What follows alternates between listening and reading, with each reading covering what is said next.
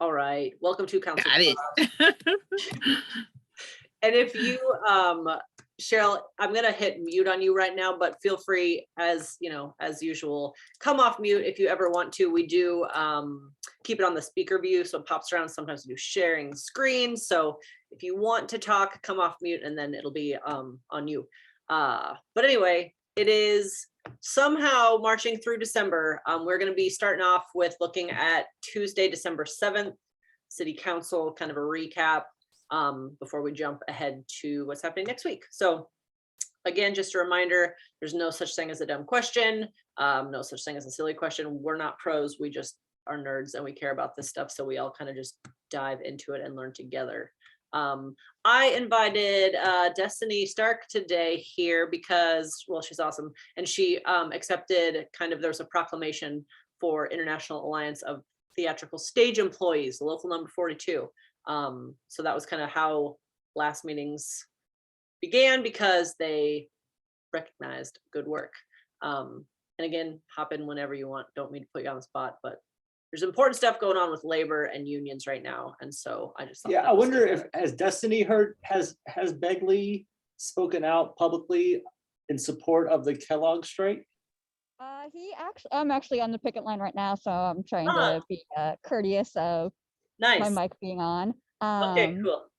Yeah, him and Palermo drove by a couple weeks ago, and I actually pigeonholed them, was like, I need to talk about a proclamation. I'll call your office. So that's actually how that kind of came about. Nice. They were dropping off wood. I know that they released the general statement, but I've not heard a personal sentiment from Begley. Gotcha. Interesting. Well, thanks for being out there and doing what you're doing. And yeah, we won't put you on the spot anymore, but just wanted to say there's interesting stuff going on right now. And it's good to pay attention because workers' rights are very important. So it was good to see you at City Council, Destiny. Yeah, I had a bad headache this last Tuesday, so we stayed home. I didn't tweet it or anything. We watched it from here, but it seemed like an exciting meeting, and that was a good kickoff. So and Destiny, Destiny ran for City Council District 5. At the same time as Sarah had run for District 1. So yeah. I actually left the meeting though after my two favorite parts, which was the recycling and the increased pay, to come stand on the line at the Kellogg strike. I was like, I've been here for an hour. I need to go hold the line for an hour at the Kellogg strike and then go to work. Nice. Wow. That's awesome. Busy day. Well, thanks for being all over the place, doing what you do. It was, for those of you who watched the rest of it, it did get kind of exciting. So as we just kind of heard, Destiny's favorite parts were also some of ours with the recycling situation, although, there was the whole back and forth with Palermo and Nebraska land and if it was the technicality. But anyway, First Star did have their contract passed, and it's for a 5-year contract. It passed 5-2. The lowest and best conversation was kind of funny. Because, a lot of times when they're picking contracts, they're saying, okay, this one is lowest and best. This time he kind of said, I'll say lowest, maybe not. He didn't mention best this time. And I was just wondering, I'm like, he said what maybe not the best. Yeah, maybe not the best. And we're all in our heads like, yeah, not the best. And lowest sometimes means you did it wrong and you're going to come back asking for millions of more dollars later, as we'll get into further down on the agenda. But anyway, so that is happening past 5-2. And then also, as Destiny mentioned, there was kind of some discussion around what type of shift differential there should be in the Public Works Department for street maintenance. Pay raises. Yeah, they were hoping for, Palermo wanted a $5 an hour increase, but they kind of debated that a little bit and then settled on just the one that was already on the proposal, which was $3.60 additional an hour. And Palermo, a long drawn out, I'm just asking for $1.40 more an hour. You pass over hundreds of thousands and millions of dollars left and right with very little discussion. This is like going to a department that is about 50 people short. They have a hard time keeping people there. And it's like, hey, pay living wage. That'd be a great idea. So I don't always agree with Palermo, but I did appreciate that he was going for that. Hey, Sarah, can I jump in? I have a quick question. So I'm with you totally on the wage thing with Palermo.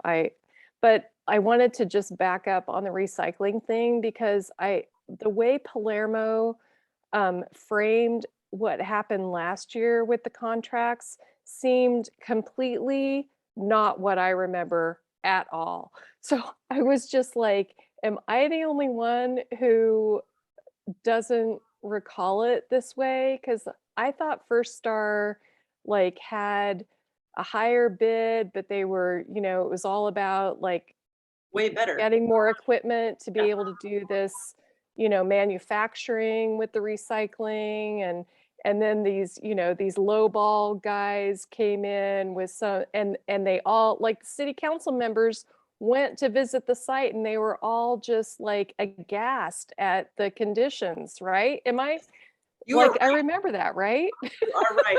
100%. 100%. No, absolutely. Okay, so it was just like, it was like the way he was describing it at the meeting is like, what the hell are you talking about? It was like some other stuff happened.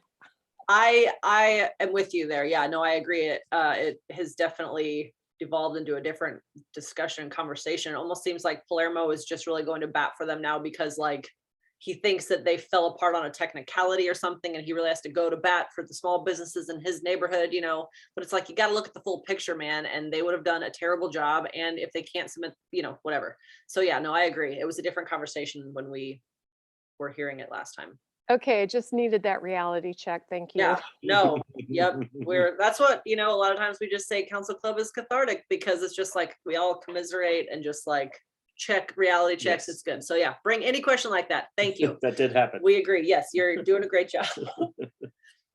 The next thing that I was, again, like when you're sitting there thinking, do we go? I had the headache, whatever. But like if we hypothetically were there, we were talking about how we were maybe going to talk about the planning board reappointment is what I'm trying to spit out. So they, without discussion, reappointed Jeff Moore, another rich old white guy, to the planning board with, they say we care about equity and inclusion and diversity and we're committed to that. And then it's like, oh, but we're not going to think twice about just like continuing to remain going down the same road we've been on for way too long. Anyway, that was worth pointing out in my opinion. And it was also a terrible juxtaposition to the $42,000 settlement from the police who, the officer's still on the job, of course, racially profiled a mother and her son from Iowa that were driving, pulled him over, and then wrote down the race as white so that he wouldn't get caught for racial profiling for pulling over a car with no reason. And they decided that, yeah, just settle it, $42,000, make the problem go away. So I'll just always bring up that I think we need to do better when it comes to, racism and policing and all of those things in Omaha. All right. Anything else? Was anybody else surprised that there was no conversation about any of those items? I always hope that people are going to show up and talk about stuff, but it's 2:00 on a Tuesday, and also I was a little bit surprised about that, and then I also was surprised that no one talked about a pedestrian getting hit by someone driving a car and dying. Yep, 100%. In Blackstone. Yep, that is next on our list, which probably should have been one of the first things on our list. But yeah, so the TIF Blackstone situation, Cindy and I had some dialogue ahead of the meeting, like, are you going to go? How can we bring up, we continue to just hand over bazillions of dollars in incentives to developers that are packing more density into Blackstone and doing nothing to improve the pedestrian landscape. We have been having this conversation for a very long time. 6 months ago, a girl was almost killed, hit and run by a speeding driver in an SUV through Blackstone on Farnham. Broke like 22 bones. Like, it did not go well. She's alive, gratefully. And then last weekend, same thing. Someone plows through. And again, now they're not pressing charges because the light was green and who knows. But what we do know is his blood alcohol limit was twice the legal limit. And I'm less interested in locking that guy up forever or whatever. I'm interested in improving the street design so it doesn't continue to happen. And we keep saying, oh, thoughts and prayers, that's too bad. Because we know that there are answers to these problems. We just refuse to act. And so I've emailed Begley, I've emailed the Vision Zero coordinator, I've emailed Bridget Hadley in the planning department, who's like the TIF queen, to ask like, what is this Midtown Improvement Fund? Like, we've been trying to dig in and figure out how the heck we can get some things to change.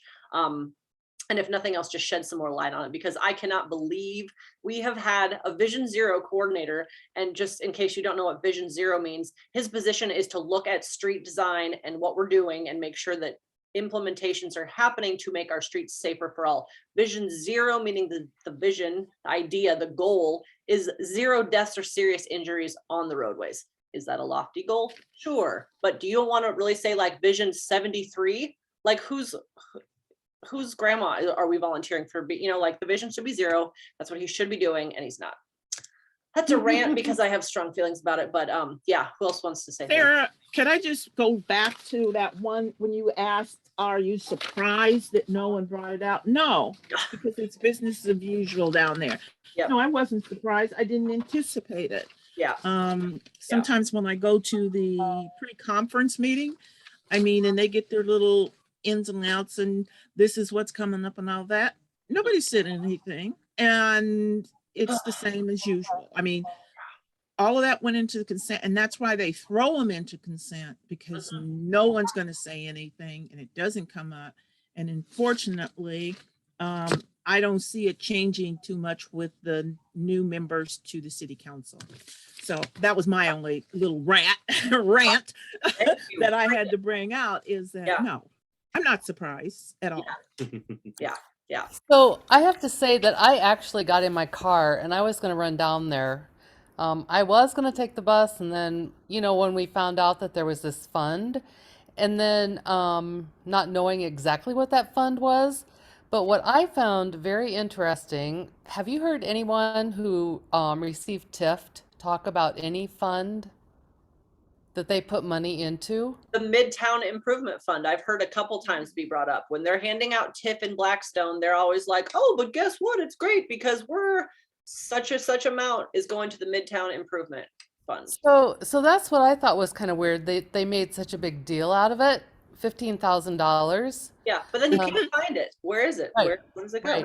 So what I was going to speak on when I went was, you know, if we're having people killed in the street, why aren't we spending some of this money on that? That's exactly what I said to Scott. Like, pretty important improvement to make sure that your customers are alive in order to pay you, because we all know, you know, bend over for the developers because it's all about the almighty dollar. But like, it's a lot easier to make up money when people are alive to spend at your establishment.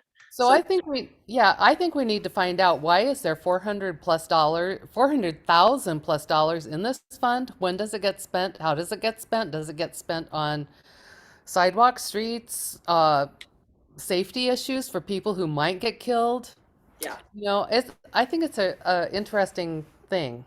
Yeah, because we can't figure out how to just sway them by being like, hey, there's people dying on your streets. We have to apparently get creative and show them how we, I don't know. But yeah, I am really curious about that fund as well. And yeah, good point. Who administers that fund? How is that decided? Is it one of those things where it's like, you know, does it have to do with the new Blackstone Hotel or the Cottonwood Hotel? You know, is that I think part there's of a that? Blackstone tax, Yeah, because right? There was is that separate though, or is that the Midtown? I think there's like don't know. restaurant tax and then a Blackstone tax. Does it go into that fund though? I think so. That's my guess. So we got to get to the bottom of that fund and then ask them why they aren't spending it on keeping their customers alive and residents and so on. But yeah, it's tragic. It's upsetting. I emailed the Ryan Haas in Public Works to inquire about signalization change, because here's the other thing that I don't know if a lot of folks, I think a few of us maybe on Twitter, we're talking about how there's construction that's been going on at 38th and Farnham where this woman was killed. And someone else was saying that when you push the button there, it's like it doesn't even work. Like it took like 5 minutes for them to cross.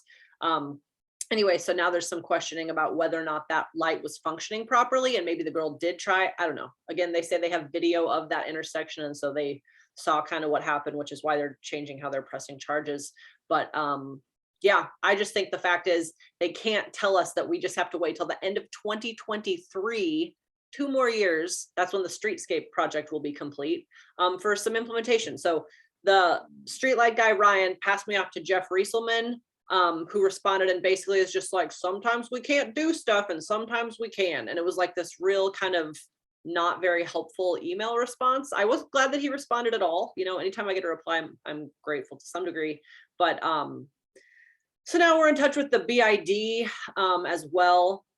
And MoChip's going to be putting out a statement, and we're going to try to be doing a walk with us event where we're inviting Councillor Begley, the Vision Zero coordinator, the BID, and whoever else wants to walk with us in that area, and with the speed gun, so we can track some of the speeding and just really show what it's like when you're trying to navigate that area, especially like all the construction and sidewalks close. So that is upcoming as well. But I won't turn this into a MoChip meeting because it's Council Club. So we will kind of keep rolling unless anyone else has anything else on that Blackstone TIF. Okay, good then. Oh, Larry stood up and talked about it. Racist old man Larry, who's there in curmudgeon and needs like a throat lozenge and a lot of other help. But anyway, he was talking about how he doesn't understand why, you know, they're already doing the construction, there's already a hole in the ground when you haven't even voted on if they get TIF. And it's like, well, you can do whatever you want, it's just kind of on your own risk. You can't build up or something like that. Anyway, they had. But then he notified Festerson, he's like, hey, I'm gonna get kicked out of this meeting today. And like said it straight to Festerson that he's gonna get kicked out, and then proceeded to go off the rails. And Festerson gave him a warning. And we actually know the sheriff, Brandon. He's also a realtor, known my mom. Yeah, so we see Sheriff Brandon get up. We're like, oh, he's coming for you. And sure enough, Larry got escorted out. And for a long time, well, not a long time, a couple months ago, I actually asked Larry, has he ever gotten a ticket or anything on his record for all the times he's been kicked out? And the answer is no, he has never even gotten so much as, I mean, I guess, is it a slap on the wrist just to be escorted out? Yeah, it's. He sometimes has gotten kicked out of the Douglas County Commissioners meeting and then come back and get kicked out of the city council. A twofer. Yeah, It's a so busy day. if you were thinking about speaking, just think about how Larry gets kicked out on a regular basis and speaks almost every time, at least once or twice, so. And can't hear in the afternoons. Anyway, okay, so that's enough about TIF. We're looking into the Midtown Improvement Fund. Oh, okay, the other cutest part was this guy that we don't know, Lucas Thode, who tested, and I don't know if that's, I don't remember that's his last name, something like Thode. He was cute, had a mask on and a beard, and he said oopsies about access and egress for the fourplex in Dundee that they're building, which I just thought was a thoughtful dissertation on what could be improved with that Dundee fourplex. So he made some good points about accessibility and how he didn't see an elevator in the drawings, and these, you know, first floor is going to be retail, not housing, blah, blah. So some interesting points, and then egress, wondering about just kind of some design stuff. So I thought that was, it's always fun when you see like a face you don't recognize standing up, making some points that like somewhat echo some of what we think. So that was good. Yeah, like someone else saying he's again though, what happened? What was the result? Nothing. They passed. Yeah. I mean, they didn't even say, well, you know, that's really good, except for Harding, I believe. My memory serves me right. He asked a question from somebody who came into, I think, the woman who was a designer or something. And the thing was, well, we will consider that when we get to that point. Yeah. And sometimes I do think that people are not really clear what that particular vote was for. It was just to change the zoning. But I thought it was a good point, and it will be interesting to see if it comes back, when it comes back. I should say if, when it comes back for passing, if any changes were made. And this is, you know, hopefully we will try to put a note somewhere that will jog our brains that are already full, to bring that up. As you know, this was mentioned in the beginning, and you said that, well, you're right in the planning stages right now, and rezoning. So it'll be interesting to see, but I mean, it wasn't surprising. So yeah, no, that's a good point. And that's, I mean, just kind of more of, you know, what we talk about a lot is they always tell us you're there at the wrong time. It's like, okay, well, that's not really when it matters. And then by the time it matters, like maybe you don't know when the right point is to interject your feelings. So you show up on that particular Tuesday, because you know it's on the agenda, and hope you can make a difference, or at least make them think differently, or somebody think differently, or nothing else. Sometimes the media picks up something and digs into it. So I don't know. Yeah, a lot of times we talk about how when you're speaking at City Hall, it's like sort of to the council, but it's also sort of to like whoever else is listening. Like, because if enough people start paying attention about certain types of things, I don't know, maybe we can make a difference collectively. But yeah, good point. He just, again, we talk about badges or whatever for a first time speaker or something. I hadn't seen him speak before, and I thought he had some good points. So, And I think the next thing on our notes, actually, it did make a difference. I think the Los Diablos Motorcycle Club, when they came out and supported Councilmember Johnson with the bottle club ordinance, it's not even an ordinance, going to the legislator, state legislator. yeah, So it's just a lot of, I thought, their public testimony, I believe, helped a little bit, and that ended up not passing. It took 2-week layover, but that did not pass this past week. And that also gave the opportunity for Councilmember Johnson to have some real talk. And man, she did a really good job talking about. She kind of pivoted towards she said, let's deal with poverty in North Omaha. You want to help North Omaha? And I feel like it's worth, if you haven't seen it, I feel like a lot of us actually watch it. Yeah, we're there watching it or on the stream. It was really good. It was really awesome to see her stand up for North Omaha. and Melton's always like condescending, but go ahead, Cheryl, sorry.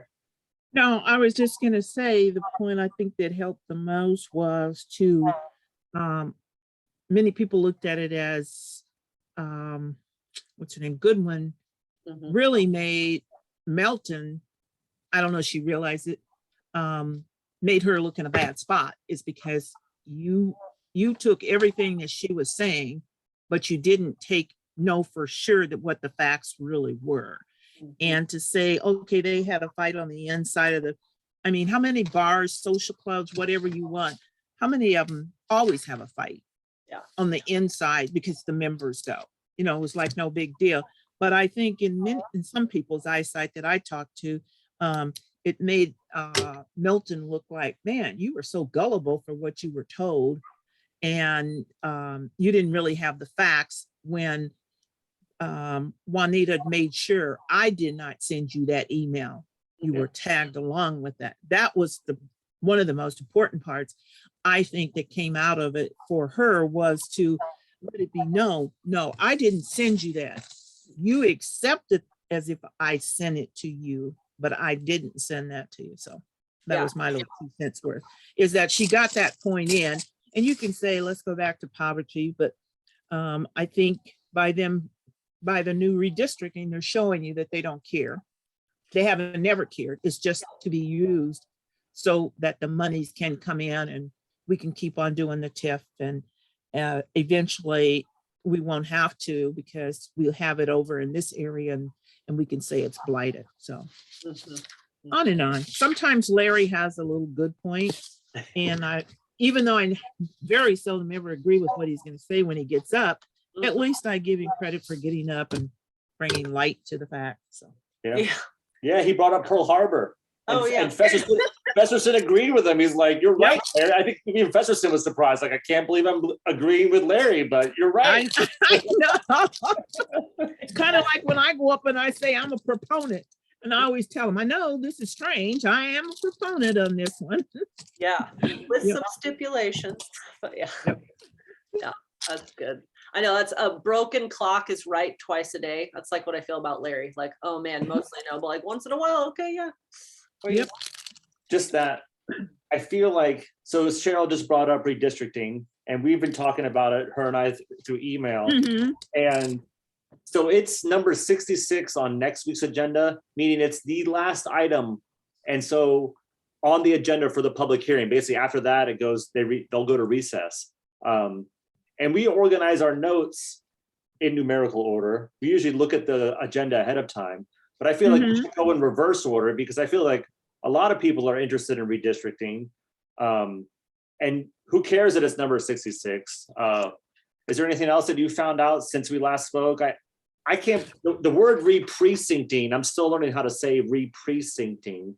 Is it okay Mhm. to 66? Yes, go Okay, for it. cool. Was that something that maybe you and I had talked about, re-precincting being based Yeah. on voters and not the census population?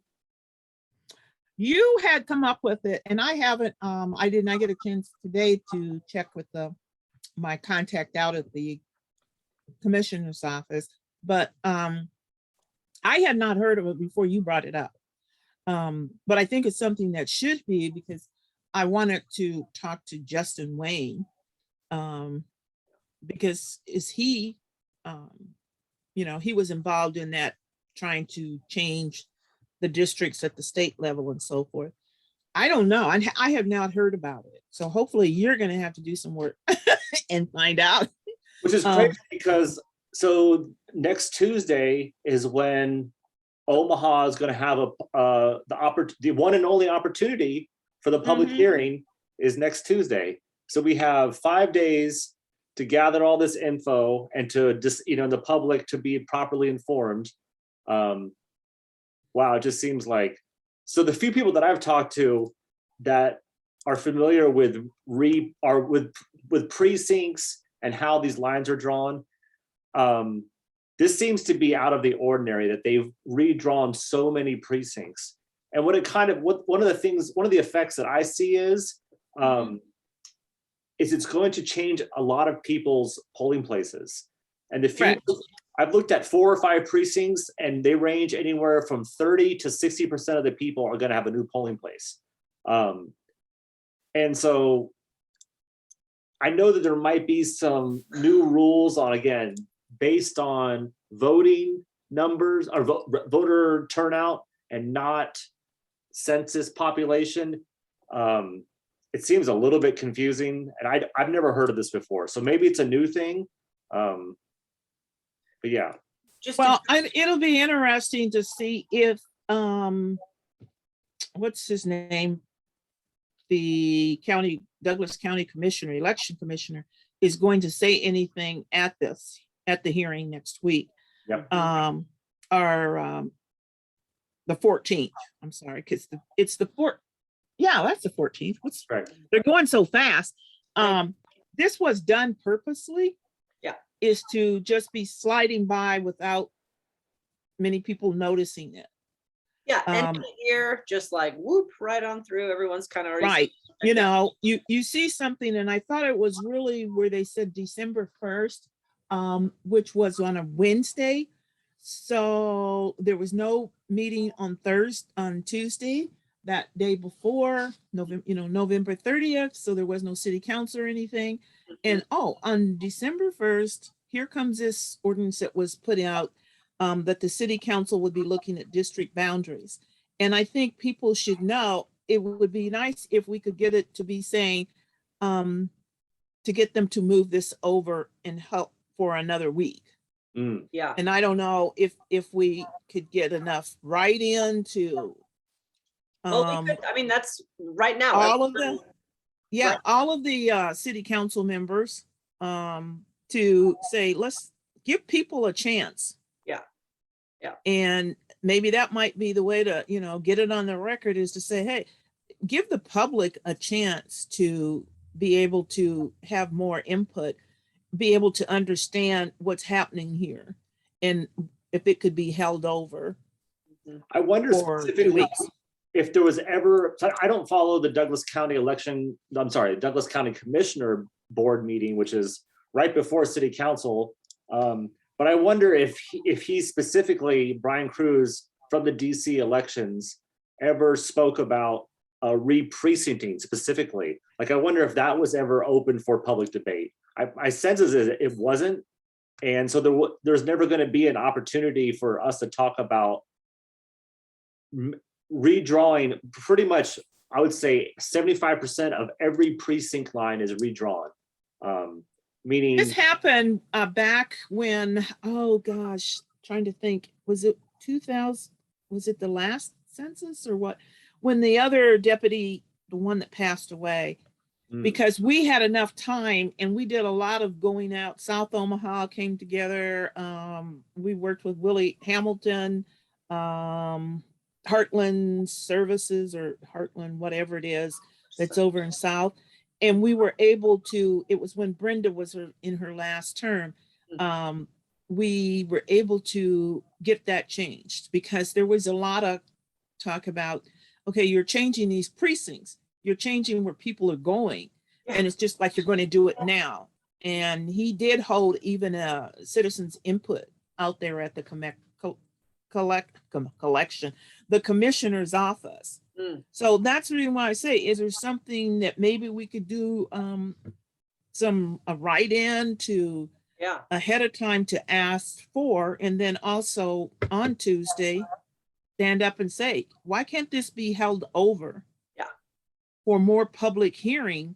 This is something that's going to affect a lot of people. And Well, it's and like then you're if we just can- throwing it through. I'm sorry, Cheryl, I didn't mean to interrupt. But if we could also get some media attention to this, because I agree. It's like, I wasn't even aware of of making the new precincts. And, you know, people do get people who vote get used to going to a particular polling place. And so if that's all going to get shuffled around, then there does need to be better awareness. You know, I haven't seen anything in the World Herald about it. And, you know, it seems like we should maybe draw some attention to the very short-staffed number of folks there, but maybe also there's somebody at Noise who could, you know, draw some attention to it. The Reader. What about the Reader? The Star. I mean, you know, let's, you know, let's work those networks too if we can. I agree. Like I said, I'm open. What can we do because like I say, this was done strategically to be coming out on December 1st, have this public hearing on the 14th, knowing that there wasn't going to be, second reading on 14th, and the public hearing on this second. So, you know, and you can't, after this public hearing's closed, that's it. Oh, so hell, we've already missed the public hearing. No, it comes up. Yeah, the public hearing is coming this Tuesday. Right. Okay. So we should all email our city councilors like right now or tomorrow, if everyone has council club homework on Fridays, email your city councilor and say, hey, pause, lay this over too fast. This is very important. This is going to affect voting. So we need to pump the brakes and do some better outreach. And then I don't think, go ahead. Oh, I was just going to say, I'm also really, really interested, Scott, and I appreciate you pointing this out because I maybe wouldn't have looked closely enough to notice it on my own. But the way that they've redrawn the districts to, especially for District 2, to have, you know, all these revenue generating properties get pulled out of District 2 and put into District 3, is that right? Yes. It's like, I mean, you know, my cynical side understands why this shit happens, but it's like, come on. That's to keep, pretty soon it'll be so small it won't make any difference anyway.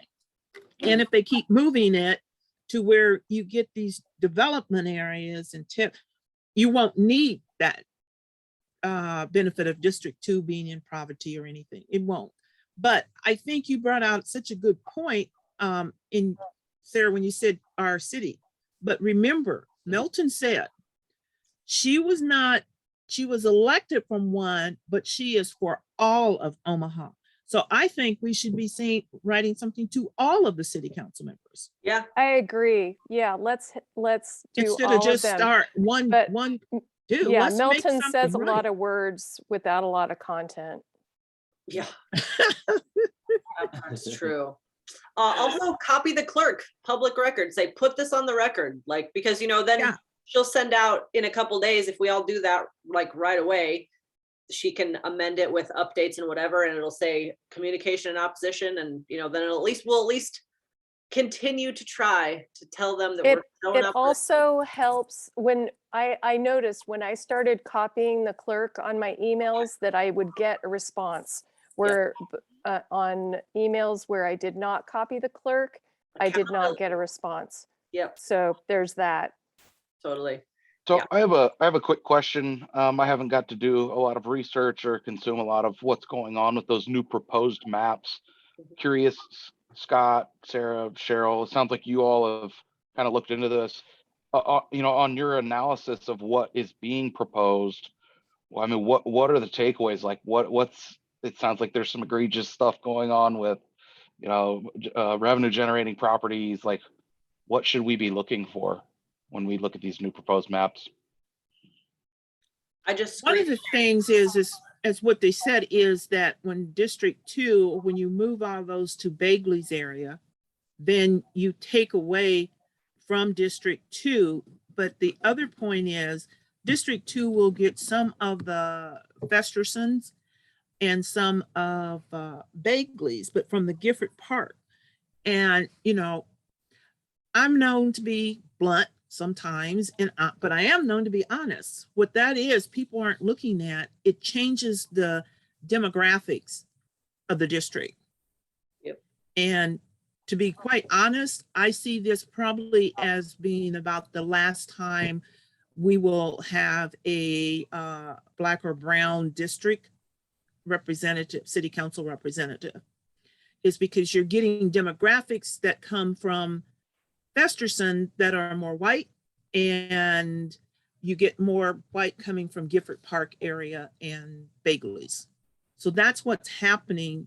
Plus you're getting all the money stuff is going to Bagley's area. And again, he's up there in the Blackstone area and stuff that's changing.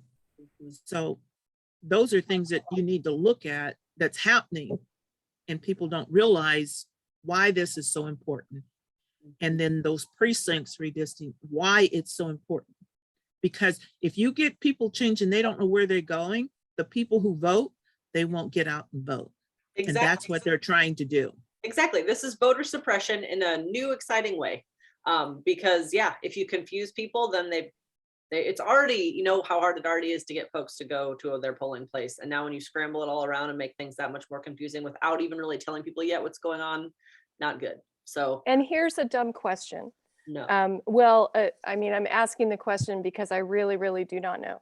Okay. So I know that, every time there's a census, the state legislatures, and in our case, unicameral, look at redrawing the congressional representation districts.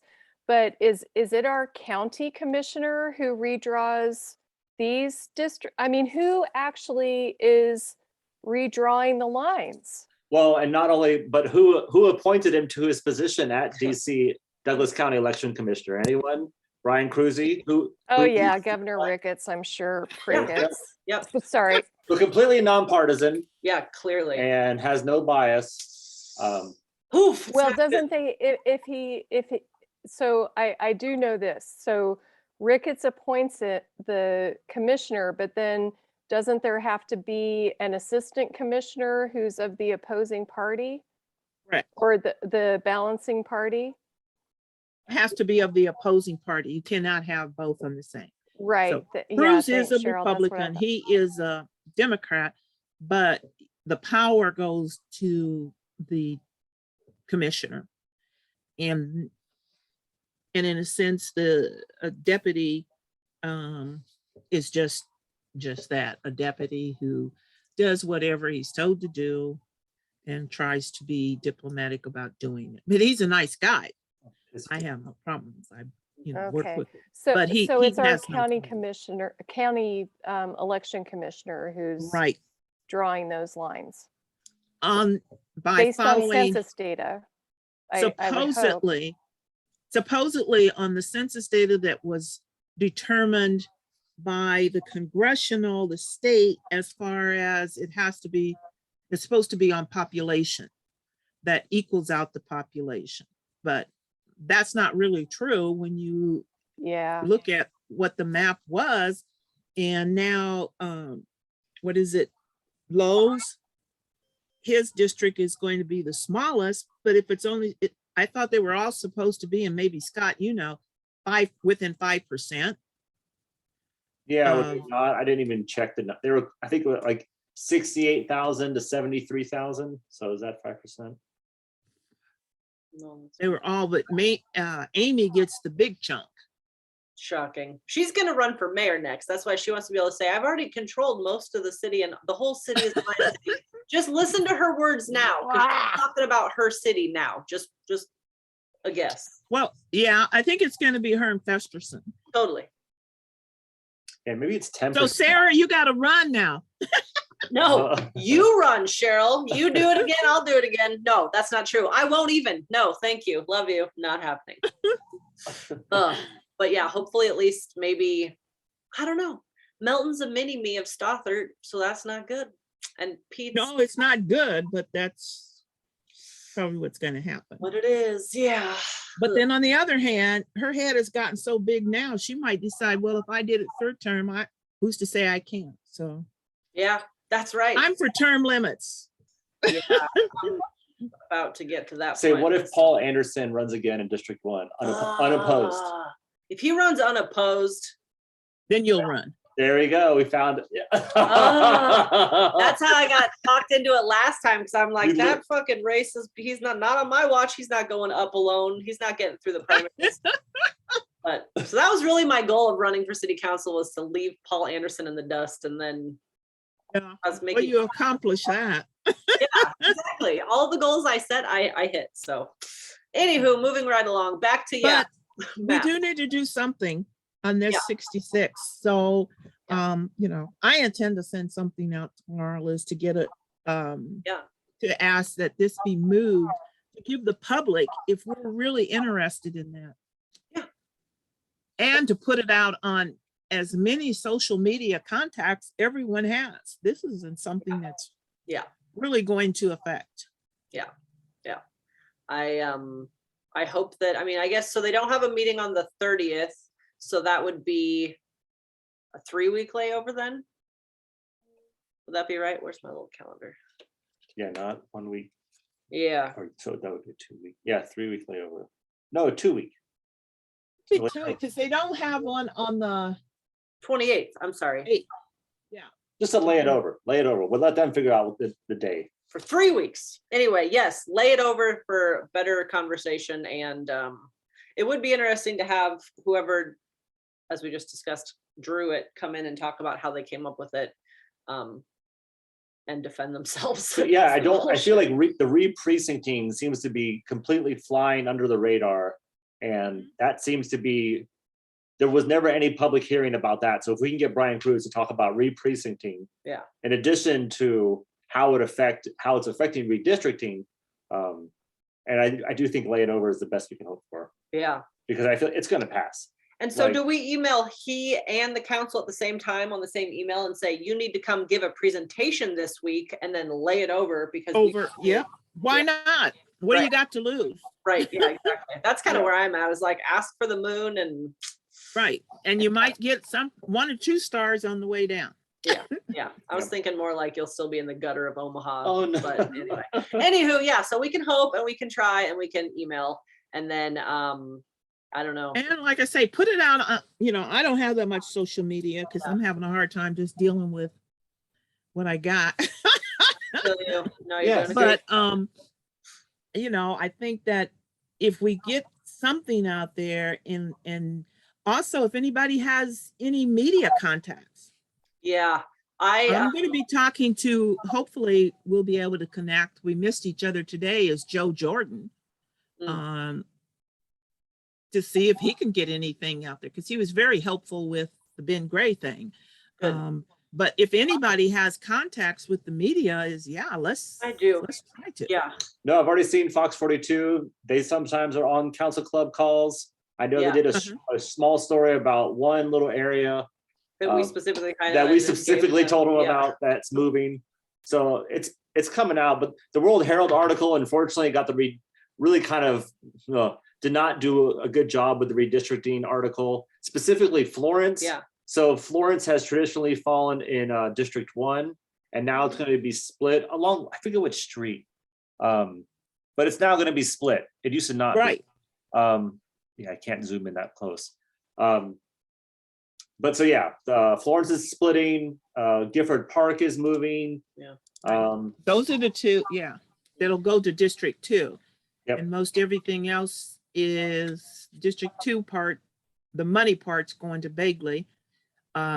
Low, I don't think he gets anything, does he? I know he's gonna have the smallest amount. Oh, sure. Yeah. She's looking at just the numbers, Yeah, at just the population. yeah.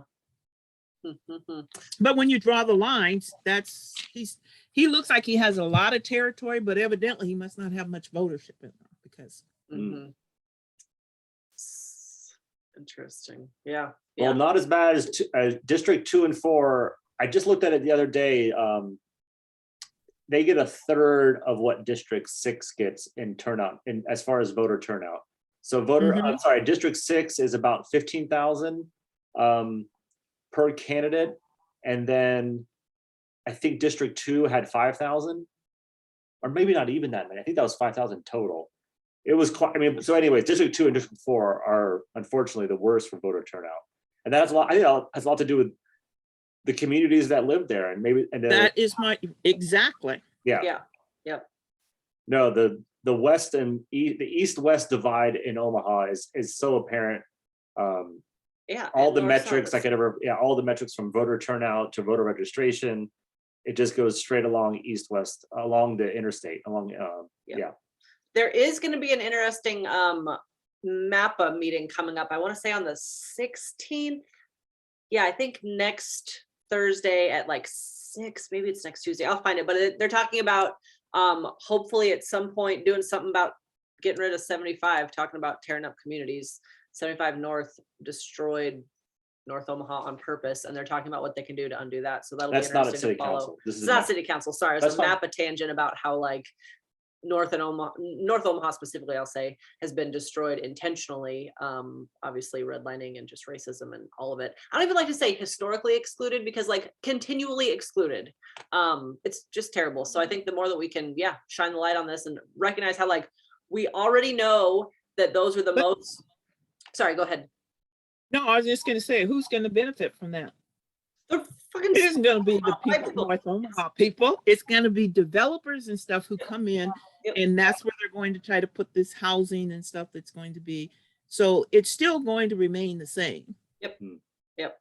All you're gonna do is fill up the space, but it's not gonna change the circumstances of those living in the district. Right. I know, it's residents always are last. It's developers first, then residents last. It's, yeah, it's too bad. I mean, speaking of that, we could also talk about the library if you want to talk about developers, you know? That's the only other thing I think we kind of had on our, I mean, we obviously didn't really talk about much on the actual city council agenda because we thought that the precincting and redistricting and all that was going to take the bulk of the time, as it should, because of the impacts. But also, yeah, the library charades continue. It's just, this city is heartbreaking. And is it on the again and agenda again. this week? I thought one thing was on There the- are, okay, so that was something that I didn't write the agenda item down, but there are a few things that are library related. So if anybody does want to stand up and say something about the library, we're going to find the item numbers for you, but it's just, they're getting a grant for some stuff. But anytime, yeah, it's ARPA funds. 54. So it's number 54 and number 55. In case anybody cares to speak about libraries, there is an opportunity for you. They're gratefully getting some money, because part of the conversation is with this moving of the library to 14th and Jones in the middle of like nothingness and brick streets and broken sidewalks. That is supposedly not going to affect the library budget, which, like, show me how that works. But anyway, if you want to talk about libraries and money and funding, 54 and 55 are your option. Again, they'll just probably be like, voted on through. But sometimes you just, You got that right. yeah. So that's why, I mean, like, I go back and forth with even just Council Club. It's like, what's the point? Because we talk about it anyway, and other people need to know about it and talk about it, and like, you know, maybe someday it'll make a difference, but it's hard to know when you can actually impact the trajectory, which is just the mayor holds the keys to the castle and the developers line her pockets and the city council's complicit. So we're going all over the place on the agenda, and we might as well just talk about my personal favorite on this week's agenda is number 30, $26,000 for Christmas tree grinding. And so I thought it would be great if someone stood up, like the Grinch could be like, oh, 26,000 for Christmas tree grinding. There's something very surreal and kind of, I don't know. There's a good. What number was that? Number 30. Oh, 30. Okay. I feel like sometimes, yeah, our public commentary rarely makes a difference. So why not just have fun with it? And if anyone's looking to have a good time, I think number 30 there's some gold there. there's a lot of leeway for comic gold. For Christmas tree grinding. Chipping and grinding. Chipping and grinding. Anyway, I suggest you don't get a Christmas tree and you turn your holiday hibiscus into the thing. That's what we do. Like, Scott, I feel like you. Sorry, Scott. I feel like you need a full-on ensemble. Like, it needs to be Grinch. There needs to be like 3 other speakers that are going back and forth and calling people out from the audience. Like, just make it an entire performance art. Yeah. I envision a comedy troupe, like an ensemble, improv ensemble. There was that planning board meeting with people that were frustrated because they went to the planning board again about 38th Ave and Dodge and weren't, listened to it all. So we were like, we need to have funny hats and just how much can you do or wear into the chambers without getting called out of order? So I was like, well, I wear my cycling cap because I always have, helmet on. And I wanted to wear a Christmas, I don't even know what they're called. The Christmas hats. I don't know what a Christmas whatever hat is. Santa Claus wears with the little red and the white pom pom. A Santa hat. And I came up with a Merry Tifmas. I was gonna say Merry Tifmas. So I got 2 more opportunities to use that joke. Yeah. Yep. TikTok. Outfits. We need outfits. Yeah. Yep. That's good because I think that I know you can't have signs, but I specifically when I did run for council, Cheryl, I don't know if you ever saw my t-shirts, but it was a megaphone that said outspoken critic because the terrible old city councilor who was the shortest lived ever, I won't even say her name, but before Don Rowe, called me an outspoken critic. And so we're like, all right, I sure am. Let's just wear that shirt and stand at the microphone. I'm trying to think, there's one item there that was talking about changing the small business emerging whose businesses. purview it is, whether it's Public Works or HR? That one? Which one was it? I lost it. But they're sliding that through because there won't be any. I don't know. It's item 62. I noticed that too. Yeah. Because Okay. they're talking Item 62. about changing the department that's responsible for enforcing the small and emerging business program. Okay. Right? Is that the one you're thinking of? Yeah, it was to do with that. And Yep. I'm like, okay, I got it. Yeah. Yep. Yeah. Yep.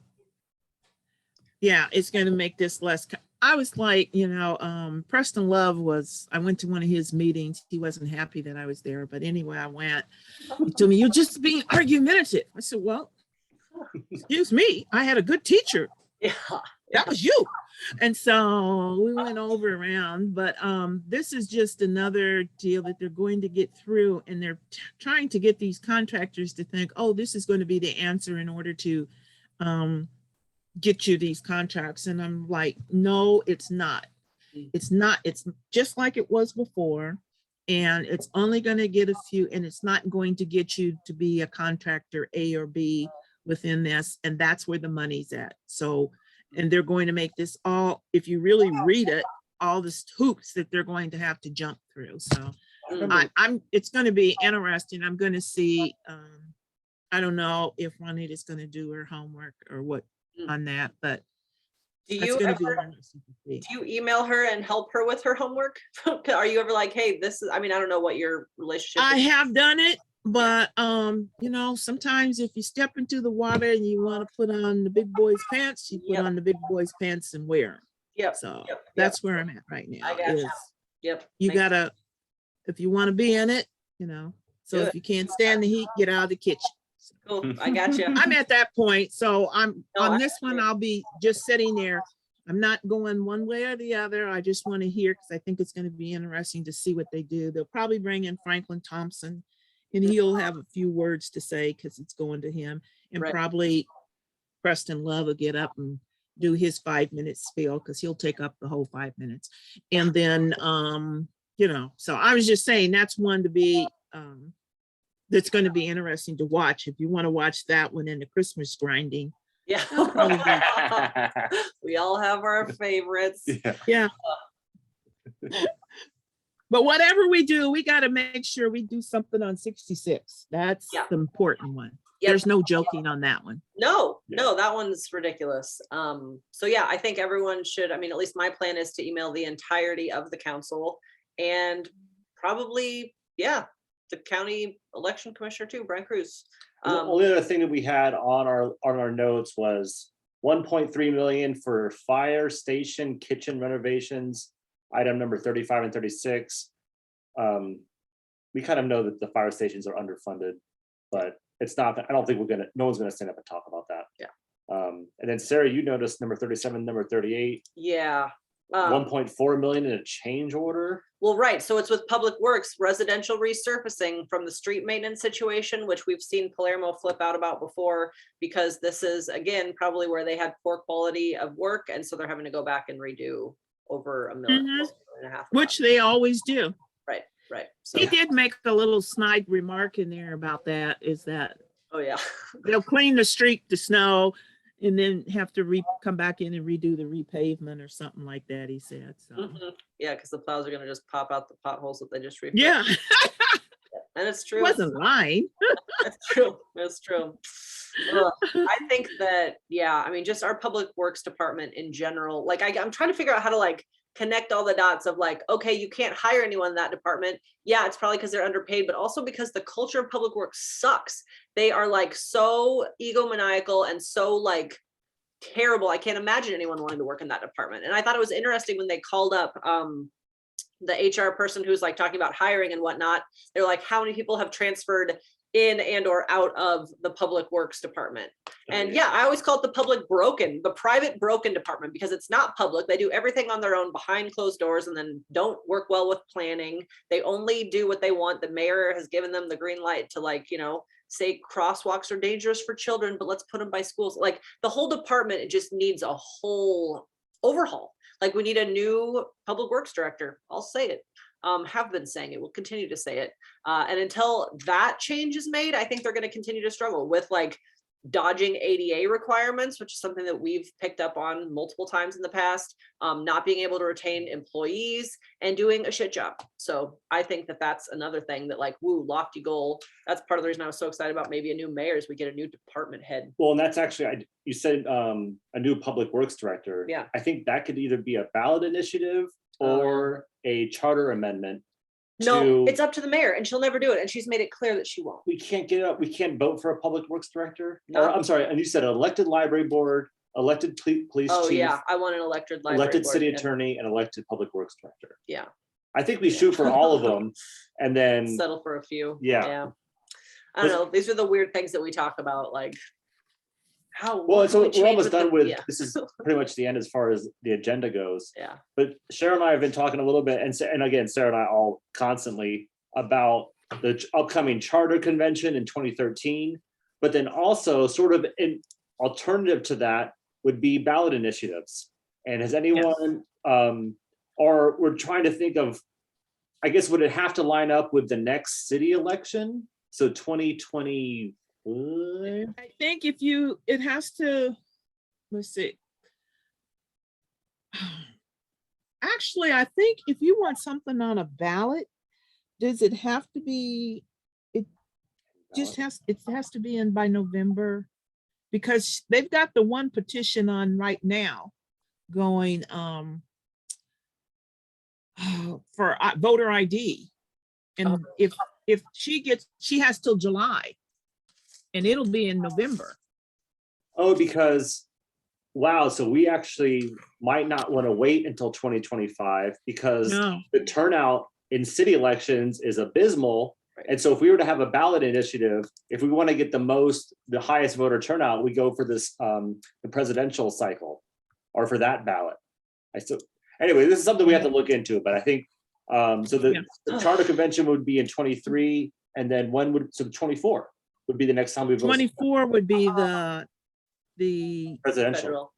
presidential, but then if you want it for term limits for the mayor, it would have to be before that, because the next election is the mayoral election, and it can't be, you couldn't get it on the ballot. Yep. And have it be for the mayor's term be for the next election in 20. Oh, I see, exactly. Oh, because we're voting on the ballot initiative in November. And so Right. it would have to be the next, that's, okay, so, but you could, There's a lot of thinking to be done, but yeah. okay, no, I'm sorry. I think Cheryl, you just brought up, did you bring up term limits or moving the election? I think those are both two great ballot initiatives, term limits. I think that would be something to put on if you shoot for those two, or maybe one more, but put them on that same ballot. And then our petition drive. Yep. And then if they pass, then they would get on the ballot. You have to have a separate one though for each. Whatever you want, it has to be a separate petition. No, but I envision it like get two or three. I mean, maybe my top three, your top three, whoever else has a top three of ballot initiatives or charter amendments. And then we have a petition drive, and we have, we inform everyone this petition is for this. I mean, you might not get signatures on all of them, but I think the more people you can bring to the table and the more special interests and little pet projects that people have or want to, I think you could get a lot of signatures really quick and get stuff on the ballot. I've never heard of it being done at the city level. I've heard of it being done at the state level. We know that we've signed petitions. Right. And so that's how we got gambling, right? Not that was one thing that we signed. But I'm always say shoot for it. Yeah. Well, sweet. That's my light at the end of the tunnel is ballot initiative. So We need to have it. We need to have it changed. And please put out to everyone, do not sign this petition for voter ID. Oh yeah. Yeah, that's so ridiculous. Well, yeah. It's a So great example, but not to sign. But people aren't aware, so they're over and they're just say, well, we're signing, the way they present it, sure. because sure, that's sure. not the way. But we need to get people, put it out somewhere as, hey, those going around on this ballot, on the petition, do not sign that petition, because this is what that petition is really going to do. It's nothing more than another voter suppression act. Yep. Here in Nebraska. Yeah. Yep. Tactics galore. Ugh. All right. Well, I think that's the end of our list. I might, anybody else want to say anything before we hit stop recording? And then the real good talks begin. All right. I'm going to hit stop recording. Spill the tea. Yeah.